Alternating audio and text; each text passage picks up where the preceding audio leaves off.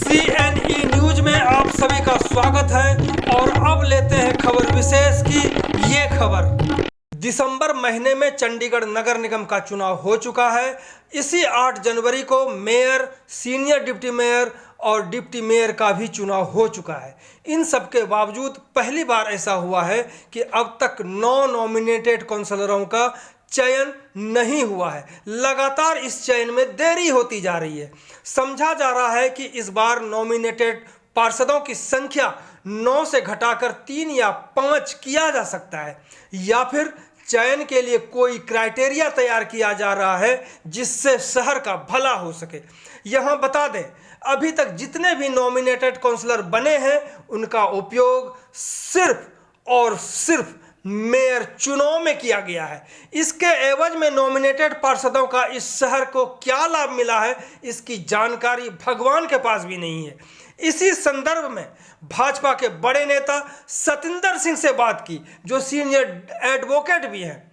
शहर में सतिंदर सिंह एक ऐसी हस्ती है जो भी ठान लेते हैं करते हैं। इनके कारण ही नॉमिनेटेड पार्षदों की वोटिंग राइट फिलहाल खत्म हो गया है। तो सुनते हैं सतिंदर सिंह से बातचीत के मुख्य अंश पार्ट 1।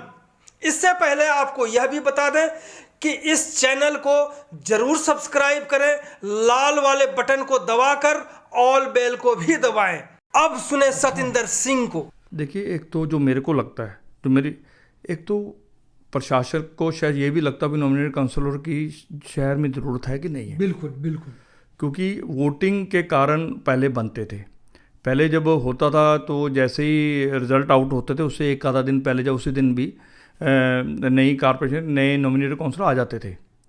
अब वो नॉमिनेटेड काउंसलरों का वोटिंग वाला काम तो ख़त्म हो गया, फिलहाल तो ख़त्म है। तो आगे क्या होता वो मेरे को नहीं पता, वो भगवान को पता है।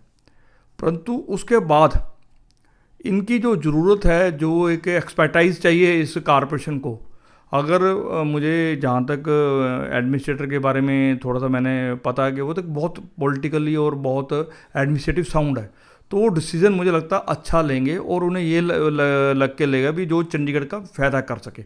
ऐसे ही वो नॉमिनेटेड जो काउंसलर आएंगे जो शहर का भला कर सके। जो उस कारण से थोड़ा सा, क्योंकि वो भी नए आए हैं, थोड़ा सा अपनी रिसर्च कर रहे होंगे, कुछ कर रहे हैं, इस कारण से डिले हुआ है। बाकी मुझे लगता है अभी और कोई कारण नहीं है अभी ये डिले हुआ, इस कारण से हुआ। क्योंकि आजकल अखबारों में ये भी चल रहा है भी शायद वो 18 तारीख की वेट कर रहे हैं, वो कर रहे हैं, क्योंकि 18 तारीख में तारीख है हमारी। तो उस दिन पता नहीं उस दिन आर्गूमेंट्स होते कि नहीं होते, तो शायद वो एक चौक्स चल रहा है अखबारों में। परंतु वो मुझे लग रहा है वो उसका कोई फ़ायदा कोई नहीं है और उसके कारण नहीं। अगर उसके कारण होते तो 18 तारीख के बाद वो चुनाव कराते। दूसरी जो चर्चा है यहाँ पर कि कई भाजपा के अंदर कई लोग हैं जो चुनाव हार चुके हैं या किसी पोस्ट पे रह चुके हैं पार्टी के अंदर, उसमें होड़ है कि मैं बनूं या मैं बनूं, हम बने या हम बने, इस तरह से होड़ है। इसी होड़ को मतलब सुलझा पाने में भाजपाई जो है, भाजपा के लोग वो सफल नहीं हो पाए, इस वजह से इसमें देरी हो रही है, ये चर्चा है शहर में। नहीं, वो चर्चा तो क्या होता है, हमारे कोर्ट में जब मैं प्रैक्टिस करता हूँ तो एक हमारे कहावत है, जब आप कोई भी चीज़ को अनिर्णय में डाल देते हो तो फिर चर्चाएं होती हैं, और चर्चाएं पॉजिटिव भी होंगी, नेगेटिव भी होंगी।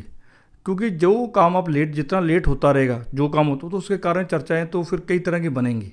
तो इस कारण से मेरा तो इतना ही रिक्वेस्ट है एडमिनिस्ट्रेटर साहब को भी, जितनी जल्दी हो सके अगर बनाने हैं, या फिर एडमिनिस्ट्रेटर खुला आ जाए भी हमने इस बार नॉमिनेटेड काउंसलर बनाने नहीं है, अगर बनाने हैं तो फिर जल्दी बना दे ताकि बिना बात की चर्चाएँ ना हों।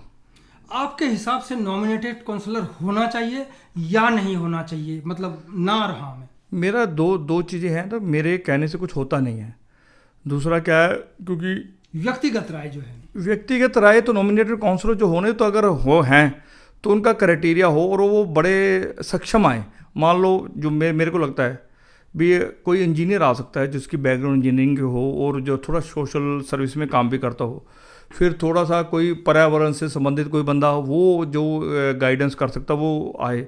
फिर जो इस तरह के कोई एक्सपर्ट्स जो हैं, जिस तरह से कोई बिल्डिंग्स में एक्सपर्ट है, इंजीनियर्स तो सब तरफ से है, तो ऐसे एक्सपर्ट हो। या फिर कोई किसी अच्छी जगह पे रैंक में रह चुका हो, अफसर रह चुका, कुछ रहा, जिसने कहीं कुछ सर्व किया हो।